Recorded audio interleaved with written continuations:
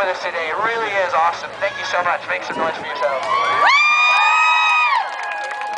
I was just halfway through talking about the fact that it really does matter for us to do something as simple as taking our shoes off.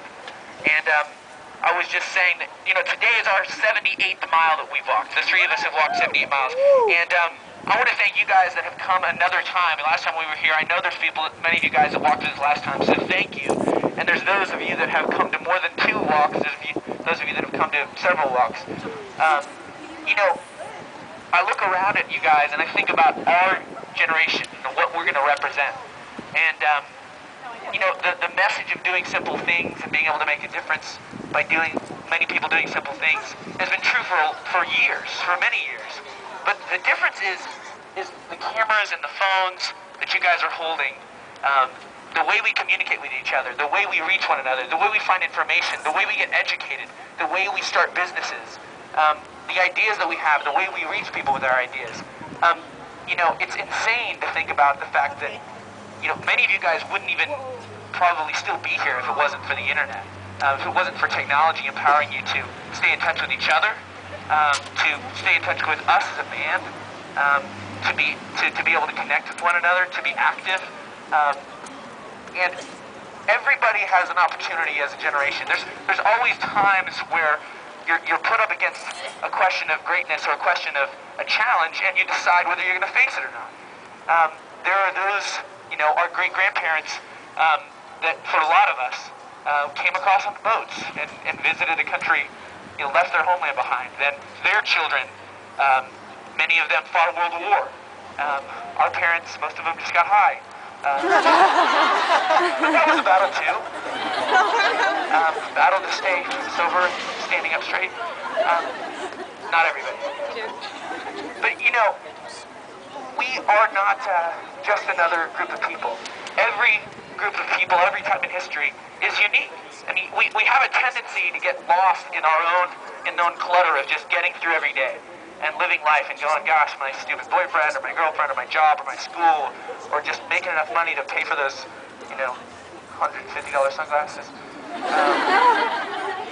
which we don't need really, but we buy them anyway. But they look awesome. But you know, we get lost in that stuff and we forget about the fact that right now, it's never happened before. You know, it's never been this way before. We've never had these resources and these challenges. And you guys, history will judge us on what we did or didn't do. And we only have today, exactly.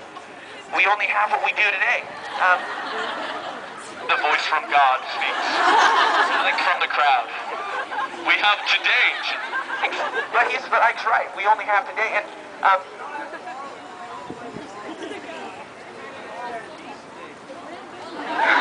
I feel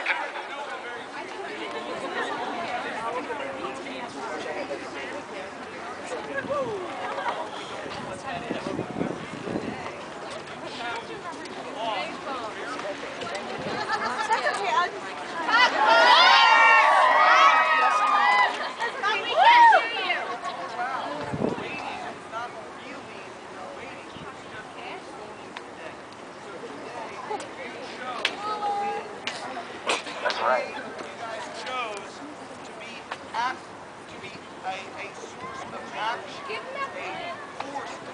Today you're supposed to be a force of action. Today you're supposed to take action. Thank you. You're like, what's he saying? He has a really loud voice, so I don't think you need to make it up. I can talk like that. What Ike is saying is the fact that today is, we only live in the present. We can't say what we should have done yesterday, and we can't say what we're going to do tomorrow. Today you guys are showing up. Let me move quickly to what we're talking about today. When we were making the walk, one of the things that really pushed us into what we're doing was a trip to Africa.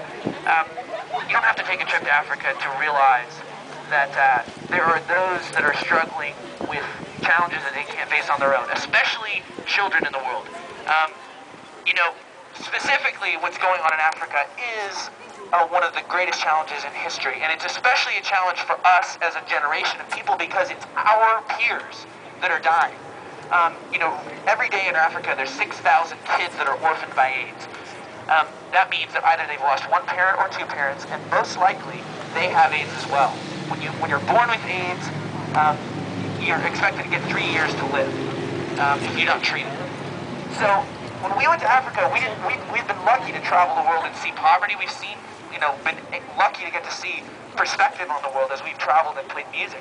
But what we really saw was the fact that it was our generation of people. It was young people. It was the working class. It was mothers, fathers, people that are keeping the whole economy of this continent alive, of Africa.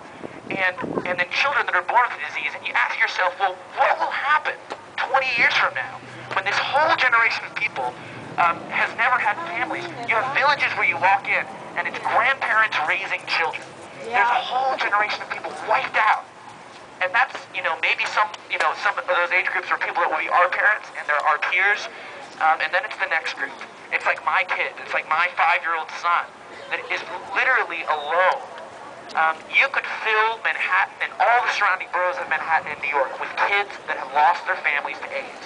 And many of those kids, 14 million people currently, and it's only growing. By 2010, it's projected to be over 25 million. You guys, we don't have to deal with Africa. We don't have to. We'll just go along. The question will be, what will happen if we don't? And more importantly, what will happen if we don't see things that are not completely convenient as things that we can make a difference with? If we only deal with things that are right in front of us and that, irritate us on a daily basis, what does that make us? And we have to ask ourselves, well, what are we going to do in simple ways? Okay, the walk is about the fact that we have talked about, the world has talked about a lot of issues, especially with AIDS in Africa, from a point of view of awareness for a long time. And for that matter, a lot of issues that are significant besides those issues have been about awareness, reaching people, okay? Most of you guys, I think, are probably aware that Africa is struggling with issues with AIDS. There's extreme poverty that is solvable. And there's a partnership that can be there with the future of Africa, with people that are struggling in the world. Not just about giving people money, but about partnering with the next generation of people that will grow up thankful, appreciative, powerful, inspired, and educated. And you guys are the only people that can make a difference. It will not be a treaty of governments. It will not be the UN being able to make people care. It's you guys as individuals showing up and taking the walk. And that's what this is. This is you guys showing up. We want to be the generation of action. We want to be the generation that goes straight through, cuts the middleman out and says, here's a shoe, here's $1, here's medicine, here's education, here's a school, here's water for you to drink, here's here's a loan to your village to help build a business, here's money to buy a goat. You're like, why would you want a goat? Never mind. A goat can do a lot of good in a little village. Not in a college dorm, it's a whole different thing. You guys, we are, yeah, exactly. Different kind of thing here. You guys you're us, you're me, Isaac, Zach. We've grown up with so much privilege, we've grown up with so much available to us. Even those that are struggling in this country have a lifeline somewhere close by. The economy, though maybe struggling, is still stronger than anywhere else in the world. And it's that way because of free people doing what they can every day, working hard to care for themselves and their families. You guys have an incredible opportunity every day. But it all comes down to what we're doing now. We don't want to tell you guys how bad you should feel about Africa or how bad you should feel about those that have less. We want to tell you guys that no one is going to force you to do something that is inconvenient or uncomfortable, but you can decide that you're going to do something. You can decide to do something very, very small, and it will make a difference. The goal of giving shoes last year sounded kind of funny. We started off with Tom's shoes, saying if we could just do one walk and we can talk about Tom's. Who's got a pair of Tom's? I know there's a lot of people that have them. See, that's awesome. Every one of those hands means a pair of shoes was given to a child. And last November, when we went with Tom's to help them deliver their 50,000 pairs of shoes, many of those shoes, which were bought by you guys and by people like you around the country that walked with us, we sat there and put shoes on kids' feet, one shoe at a time. This is not bullshit. This is the real, honest truth. Stood there with a little kid's foot that's 5 years old, and I tell you, it looked like an 80-year-old foot. Every day they walk 5 kilometers a day just to get to school without a shoe. So you have to ask